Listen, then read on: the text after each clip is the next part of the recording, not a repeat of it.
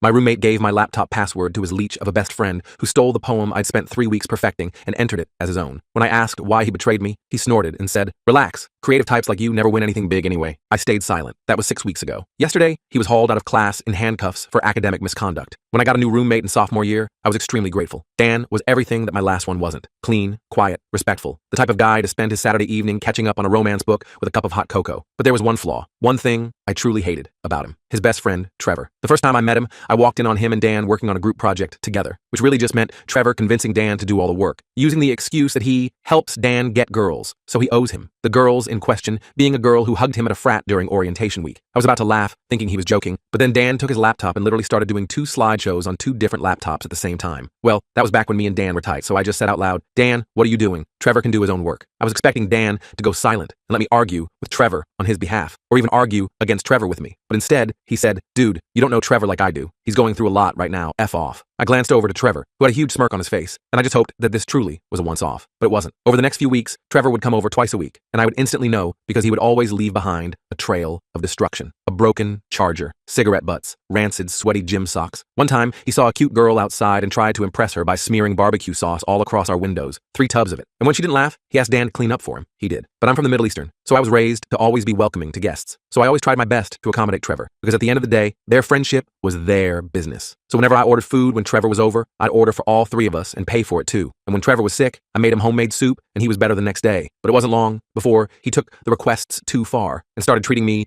like he treated Dan. There was a poetry competition hosted by the Literary Society, and the owner of the best poem would win $1,000. So I applied, because I thought I had a chance of winning, and I wanted to replace my sister's crappy 2012 Chromebook with a MacBook for her. We grew up poor, and she rarely bought anything new for herself. And since my dad left when I was a newborn baby, she never had anyone to spoil her. This meant that the poem needed to be perfect. So I waited until the day before the deadline to submit. The same day, Trevor came over. "Hey James, did you apply to that poetry thing?" was the very first thing he asked when he saw me. I don't know why I didn't just lie, but I didn't. "Yep," I said, straight-faced and uninviting. "Hey, do you think I could copy—" "No, Trevor," I interrupted, not wanting to entertain it. "And if you even think about trying to use my poem, I will ruin your reputation by any means necessary." Kinda cringe, I know, but his reputation meant more to him than anything. Even as I spoke those words, I could see him gulp down a ball that had formed in his throat. And I guess I got cocky, because I truly thought that was enough to steer him away. So I left and planned on submitting that evening. But when I got home, Trevor wasn't there, and neither was my poem. I scoured my entire laptop, every file, document, website, gone. It was while I scrambled like a maniac that Dan walked in. I swear, I could see a bead of sweat trickle down his forehead. "Dan, did you use my laptop today?" "No, but Trevor did," he responded. I took a deep breath and asked how he got through the password protection, trying to keep my voice calm. "Oh, I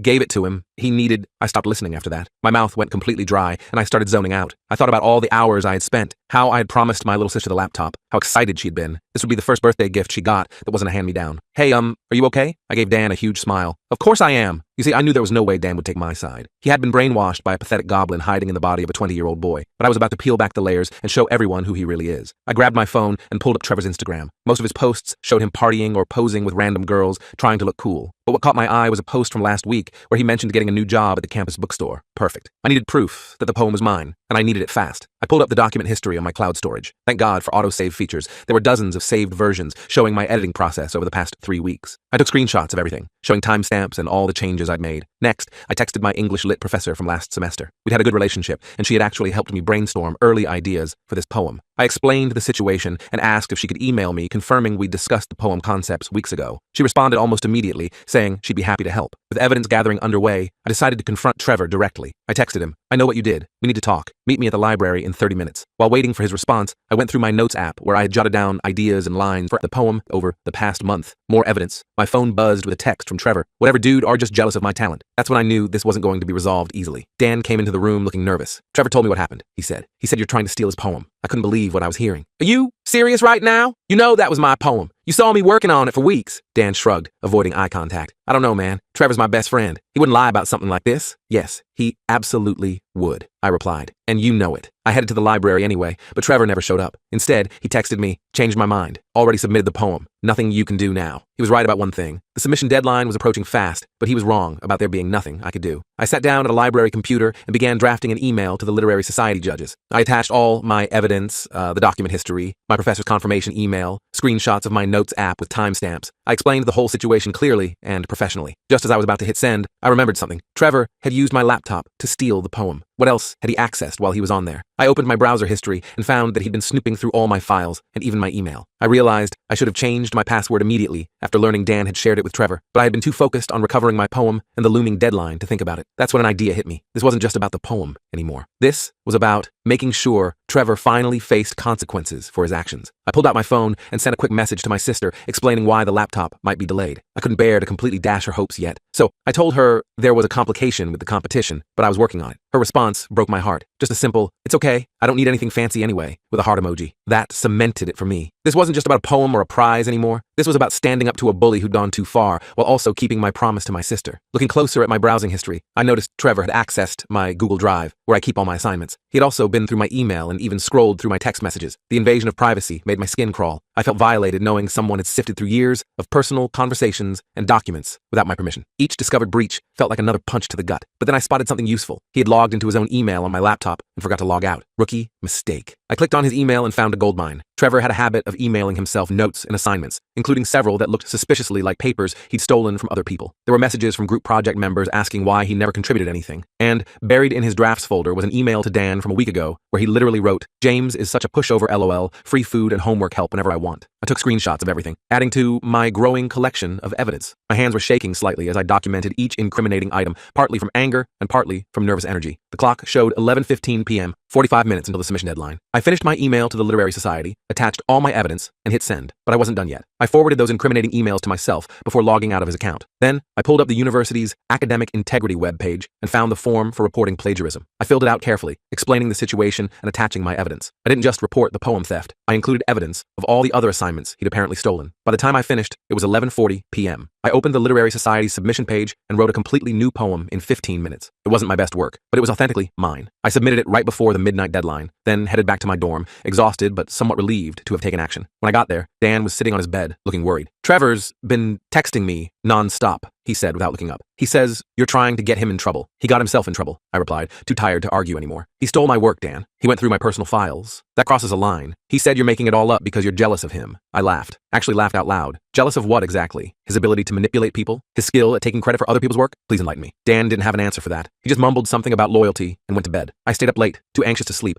wondering what would happen next. My mind kept racing through possible scenarios, each more stressful than the last. The weight of what I'd done, standing up to someone who clearly had no problem lying or manipulating situations, settled heavily on my shoulders. I got my answer at 8 a.m. the next morning when my phone exploded with notifications. I had 3 emails, one from the Literary Society, one from the university's academic integrity office, and one from Trevor himself. The Literary Society email came first. "Dear James, we've received your complaint about plagiarism.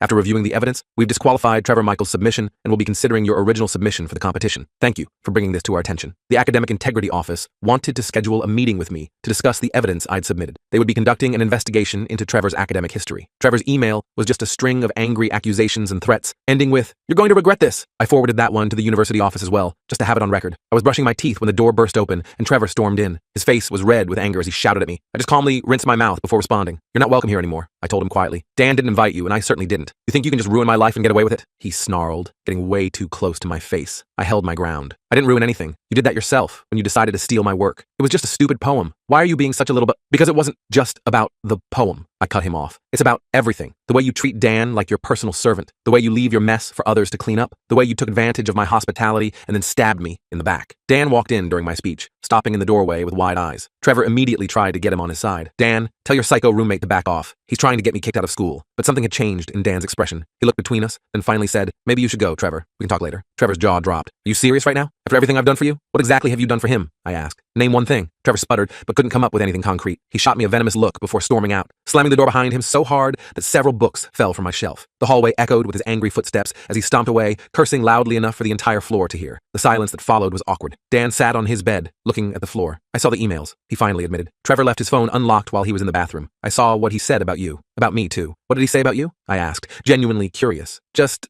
stuff about how easy I am to manipulate. How he's been using me since high school.' Dan's voice was quiet. I always knew, on some level. I just didn't want to believe it. The conversation was interrupted by my phone ringing. It was my sister. I answered, and she excitedly told me she'd received an email from the Literary Society congratulating me on being a finalist for the competition. They hadn't announced the winner yet, but being a finalist was a good sign. After I hung up, Dan asked if we were cool. I told him I needed some time to process everything. He nodded and left for class, looking dejected but understanding. Over the next week, things were tense. Trevor was suspended pending the academic integrity investigation. Apparently, once they started looking, they found multiple instances of plagiarism in his past assignments. Some professors had suspected, but could never prove anything before. Dan and I existed in an awkward truce. He tried to apologize several times, but I wasn't ready to forgive him yet. I focused on my classes and tried to put the whole mess behind me. Then it happened. I got the email from the Literary Society. Congratulations. Your poem, Chromebook Chronicles, has won first place in our annual competition. Please attend the award ceremony next Friday to receive your $1,000 prize. I actually jumped up and down in my empty dorm room, then immediately called my sister to tell her the good news. She screamed so loud I had to hold the phone away from my ear. The laptop was back on. When Dan found out, he seemed genuinely happy for me. He offered to come to the ceremony for support, but I politely declined. This was something I wanted to enjoy without the reminder of all the drama. The night before the ceremony, I was studying in the library when my phone buzzed with a text from an unknown number. It was a photo of my poem submission with a caption, "Enjoy your moment while it lasts." My stomach dropped. It had to be Trevor. I immediately forwarded the message to the campus security email along with an explanation of the situation. I tried to focus on studying, but my mind kept racing with worst-case scenarios. What if Trevor showed up at the ceremony and made a scene? What if he tried to harm me somehow? When I got back to the dorm, Dan was waiting up for me. "Everything okay?" He looked stressed. I showed him the text. His face darkened. "That's definitely Trevor. He's been posting weird cryptic stuff on his private Instagram, too." "You're still following him on Instagram?" I asked, a little hurt. "Only to keep tabs on what he's saying. He's been telling everyone you framed him and ruined his life. Some people believe him, but most don't, especially after the Academic Integrity Office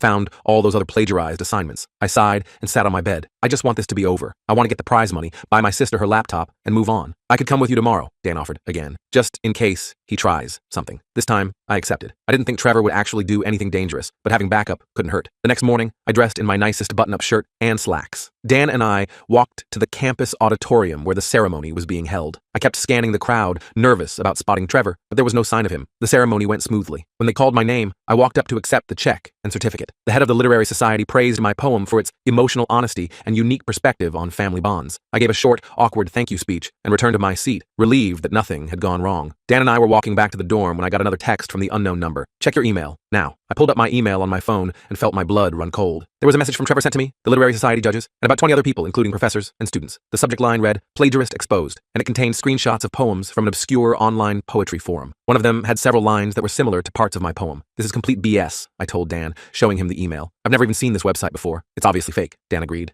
"The account posting those poems was probably created recently. Trevor's trying to do to you what you did to him." My phone started buzzing with notifications. The Literary Society wanted to speak with me urgently. A few friends were texting to ask what was going on. I felt sick to my stomach. "I need to fix this," I said, turning around and heading back toward the English department where the Literary Society was based. "Wait," Dan called, jogging to catch up. "I think I know how to prove he's lying." "How?" I asked, desperate for any solution. "Remember how I said I've been monitoring his social media? He's been bragging in private messages about his revenge plan. I took screenshots when I saw them because I was worried he might do something like this." I could have hugged him. Instead, I just nodded gratefully and we hurried to meet with the Literary Society judges. The meeting was tense. The judges showed me the email and asked for my response. I maintained my innocence and explained that Trevor had a vendetta against me because I'd reported his plagiarism. Dan showed them the screenshots of Trevor's messages, where he literally talked about creating fake evidence to frame me. "Also," I added, "you can check the website's registration date. I bet that poetry forum account was created after I submitted my original work." The head judge nodded and pulled up the site on her computer. Sure enough, the account posting the supposedly original poems had been created just 3 days ago. All the poems had been backdated to make them appear older. "This is clearly a fabrication," she concluded after examining the evidence. "We stand by our decision. Your poem was original and deserving of the prize." Relief washed over me. We left the office with apologies from the judges for putting me through additional stress. As we walked back to the dorm, Dan's phone buzzed with a notification. "Trevor's been officially expelled," he said, reading the message from a mutual friend. "The Academic Integrity Committee found evidence of plagiarism in almost all his major assignments. They're nullifying his credits for the past 2 semesters." "That seems harsh," I remarked, feeling a twinge of guilt despite everything. Dan shook his head. "It's not just about the plagiarism anymore. He threatened you, created fake evidence, and tried to damage your reputation. The university's taking it as a harassment case now, too." When we got back to our room, I immediately deposited the check through my banking app and started browsing for the perfect laptop for my sister. Dan sat across from me, looking thoughtful. "I'm really sorry, James," he said after a while. "I should have believed you from the beginning. I knew what kind of person Trevor was, but I just kept making excuses for him." "Why did you?" I asked, genuinely curious. "You're a smart guy." You must have known he was using you. Dan sighed. We've been friends since elementary school. He was actually nice back then. When my parents divorced, he was the only one who stuck by me. I guess I felt like I owed him my loyalty, even when he changed. I nodded, understanding a bit better now. Well, for what it's worth, I think you showed real courage standing up to him in the end. The next day, I received a delivery notification. The laptop I'd ordered for my sister had shipped and would arrive well before her birthday in 2 weeks. I was relieved that the timing had worked out despite all the drama with Trevor in the contest. That evening, Dan and I were playing video games when there was a knock at our door. Dan opened it to find 3 of Trevor's friends standing there. They looked uncomfortable. Is James here? One of them asked. I paused the game and walked over. What's up? We wanted to apologize, the tallest one said. Trevor told us you framed him, and we believed him at first. But then we saw all the evidence, and, well, we realized he's been lying to us about a lot of things. Another guy nodded. He's been taking credit for our work too. We just never compared notes until now. We're actually having a small party tomorrow night, the third one added. You guys should come. No Trevor, obviously. After they left, Dan looked at me with raised eyebrows. Are you going to go? I shrugged. Maybe. Seems like Trevor's whole social circle is falling apart. Good, Dan said firmly. He needs to learn that he can't treat people like tools. 2 weeks later, I was on a video call with my sister as she opened her birthday present. Her screams of delight when she saw the new laptop made all the drama worthwhile. She immediately started customizing it, showing me all the features and how much faster it was than her old Chromebook. This is the best gift ever, she kept saying, beaming at me through the screen. I can't believe you did this for me. She spun around in her chair, clutching the laptop to her chest like a precious treasure. Her excitement was so pure and genuine that I felt tears welling up in my eyes. This moment, seeing her unbridled joy, made every confrontation with Trevor worth it. After the call, I found Dan in our common area, studying for a physics exam. Our relationship had improved significantly over the past couple weeks. We weren't best friends, but we had developed a mutual respect. How's your sister like the laptop? He asked, looking up from his textbook. She loves it, I replied with a smile. Totally worth fighting for. Speaking of fighting, Dan said, closing his book. I heard Trevor tried to appeal his expulsion. The committee denied it. He's officially done at this university. I nodded, feeling a complicated mix of satisfaction and sympathy. What's he going to do now? Transfer to a community college back home, apparently. His parents are furious about all the wasted tuition money. I finished the semester strong, my grades actually improving now that I wasn't constantly dealing with Trevor drama. Dan and I renewed our housing contract for junior year, both of us acknowledging that despite everything, we'd ended up being pretty compatible roommates. The Literary Society published my poem in their annual collection, and my English professor encouraged me to submit it to national competitions as well. I didn't win any of those, but just being recognized felt good. One day in the campus coffee shop, I overheard someone mention Trevor's name. Apparently, he'd tried the same plagiarism tricks at his new school and got caught immediately. This time, there was no one to blame but himself. As for my sister, she called me every week to update me on all the amazing things she was doing with her new laptop. She'd started learning graphic design and was creating digital art that genuinely impressed me. Seeing her flourish made everything I'd gone through worth it. When summer break came around, Dan invited me to stay with his family for a week since they lived near a beach. I accepted, thinking it would be nice to start fresh without the shadow of Trevor hanging over our friendship. We ended up having a great time, and I realized that without Trevor's toxic influence, Dan was actually a pretty awesome friend. The last day of the semester, I received an unexpected email from Trevor. I almost deleted it without reading, but curiosity got the better of me. The message was short. I'm sorry for everything. You didn't deserve any of that. I'm getting help now. I showed it to Dan, who looked surprised. Do you think he means it? I shrugged. Maybe. People can change if they want to badly enough. I never responded to the email. Some bridges are better left uncrossed, but I did save it. A reminder that standing up for yourself and what's right is always worth it, even when it seems easier to just let things slide. As I packed up my dorm room for summer break, I found one of Trevor's old gym socks that had somehow ended up under my bed. I tossed it in the trash without a second thought. Some things and some people aren't worth holding on to. I tossed Trevor's sock in the trash and felt a weight lift off my shoulders. Small victories, right? I was about to head out when my phone buzzed with another notification. The university's Academic Integrity Committee wanted to meet with me again tomorrow. Great. Just what I needed right before summer break. I texted Dan to let him know, and he offered to come with me for moral support. I appreciated the gesture, especially given how much our relationship had improved. We still weren't best buddies or anything, but there was a solid respect between us now. The next morning, we headed to the administration building together. I was nervous, wondering if Trevor had somehow manufactured more fake evidence against me. The committee chair, Professor Rodriguez, greeted us at the door. James, thank you for coming in. This won't take long, she said,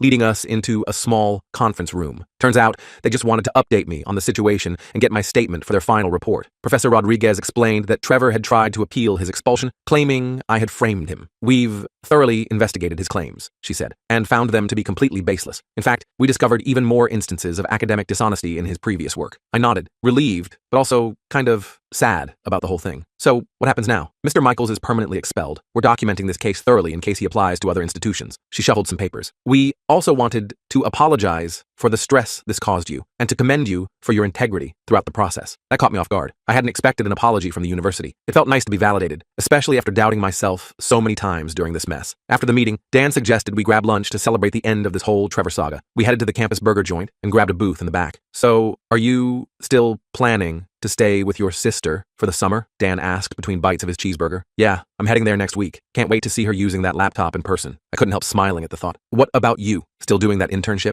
Dan nodded. Yep, finance, firm, downtown. Not exciting, but it'll look good on my resume. We chatted about summer plans and next semester's classes. It felt normal in a way our conversations hadn't for months. No tension, no underlying drama, just two roommates hanging out. As we were leaving, I spotted a familiar face at a corner table. It was Rachel, one of Trevor's ex-friends who had come to apologize to me. She waved us over. Hey guys, I haven't seen you since the end of semester party. She closed her laptop as we approached. How have you been? Just finished our last meeting with the Academic Integrity Committee, I explained. Trevor's expulsion is official. Rachel grimaced. Yeah, I heard. It's crazy how long he got away with all that stuff. She hesitated, then added, actually, some of us were talking. Trevor wasn't just stealing academic work. He was taking money too. What? Dan and I said simultaneously. Yeah, remember that fundraiser for the animal shelter last semester? Trevor was in charge of collecting donations from our dorm building. She lowered her voice. Over $200, never made it to the charity. When we confronted him, he claimed he'd been robbed, but someone saw him buying expensive headphones the next day. I exchanged glances with Dan. This was a whole new level of dishonesty. Did you report it? Rachel nodded. Yesterday. They're adding it to his case file. She sighed. I feel stupid for not seeing through him sooner. Don't, I said firmly. He was really good at manipulation. That's not on you. After talking with Rachel for a few more minutes, we headed back to our dorm to continue packing. I couldn't help thinking about how widespread Trevor's deception had been. It wasn't just academic dishonesty. It was a whole pattern of behavior that affected everyone around him. Later that evening, I was sorting through papers when I found the Literary Society's publication with my poem in it. I flipped it open, rereading my words that had won the contest. It felt good, knowing I'd earned that achievement honestly. My phone buzzed with a text from my sister. 2 more days until you're here. Can't wait to show you my new design project. I was about to reply when another message came in from an unknown number. My heart rate spiked immediately, thinking it was Trevor again. But when I opened it, I was surprised to see it was from Jamie, a girl from my psychology class. Hey James, heard what happened with that Trevor guy. Just wanted to say I think you handled it really well. Want to grab coffee before you leave for summer? I smiled and texted back that I'd like that. Maybe something good was coming out of this mess after all. After arranging to meet Jamie the next day, I went back to packing, feeling lighter than I had in months. The next morning, I met Jamie at the campus coffee shop. She was already there when I arrived, working on her laptop with a large coffee beside her. Hey, thanks for meeting me, she said, closing her computer as I sat down. I ordered you a latte. Hope that's okay. Perfect, actually. Thanks. I took a sip, surprised she remembered my usual order from the few times we'd studied together. So, how'd you hear about the Trevor situation? She laughed. Are you kidding? Everyone's heard about it. It's the biggest drama since that professor got caught dating a student last year. She leaned forward, but I wanted to hear your side of it. Must have been pretty rough. So I gave her the condensed version, leaving out some of the more personal details. She listened attentively, occasionally asking questions or making sympathetic noises. That's horrible, she said when I finished, but I'm not surprised. Trevor hit on me at a party once, and when I turned him down, he spread rumors that I was easy, but he wasn't interested. She rolled her eyes. Classic manipulator move. I'm sorry that happened to you, I said, genuinely angry on her behalf. Seems like he left a trail of destruction everywhere. Well, karma caught up with him eventually, thanks to you. She raised her coffee cup in a mock toast. To standing up to jerks. We ended up talking for over 2 hours, discovering we had a lot more in common than just our psychology class. By the time we left, we'd made plans to keep in touch over the summer and meet up again when fall semester started. I was walking back to my dorm, feeling pretty good about how things were turning out, when I literally ran into Dakota, another of Trevor's former friends. He was carrying a huge box and couldn't see where he was going. Whoa, sorry, I said, helping him straighten the box before it fell. James, just the person I wanted to see. He set the box down on a nearby bench. I'm cleaning out my room and found some stuff that belongs to you. To me? I was confused. What do you mean? Dakota opened the box and pulled out my favorite hoodie that had gone missing months ago, then a portable charger I thought I'd lost, and finally, my old gaming controller. Trevor took these from your room over the past year, Dakota explained, looking embarrassed. He kept them in my storage closet because he said you guys were sharing stuff. I only realized they were stolen when Rachel mentioned the charity money yesterday. I was speechless for a moment. The hoodie alone had cost me $50.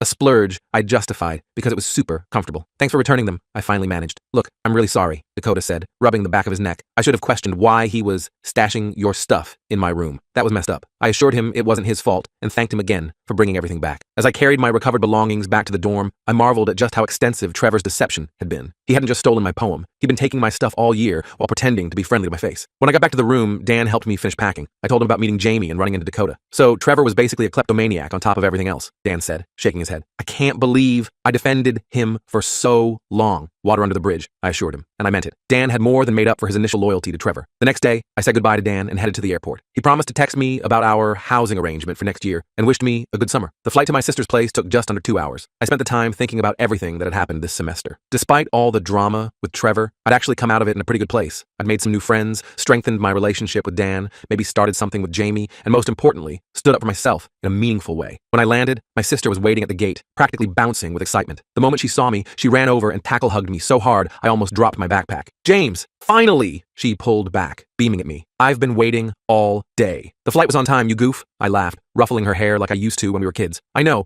but it felt like forever. She grabbed my arm and started pulling me toward the exit. Come on, I have so much to show you. I've been working on this amazing logo design on my new laptop, and the processing power is insane. It would have crashed my Chromebook for sure. Her enthusiasm was contagious. As we headed to baggage claim, she chatted nonstop about all the projects she'd been working on. I found myself smiling so much, my cheeks hurt. When we got to her apartment, she immediately set up her new laptop on the kitchen table and launched into a demonstration of her design portfolio. The quality of her work was genuinely impressive, far beyond what I'd expected. This is seriously good, I told her, scrolling through the designs. Have you thought about doing this professionally? She blushed slightly. Actually, I got offered a small freelance job designing a logo for a local coffee shop. It doesn't pay much, but it's a start. That's amazing. I gave her another hug. I'm so proud of you. Later that night, as we sat on her tiny balcony eating takeout and catching up, my phone buzzed with a text from Dan. He'd sent a photo of our empty dorm room with the caption, "Weird without your mess everywhere. See you in the fall, roomie." I smiled and showed it to my sister. That's my roommate. We had a rough patch, but we're good now. The one whose friend stole your poem? She asked, taking a bite of lo mein. Yeah, but that's all over now. I put my phone away. Enough about college drama. Tell me more about this freelance gig. As my sister launched into the details of her project,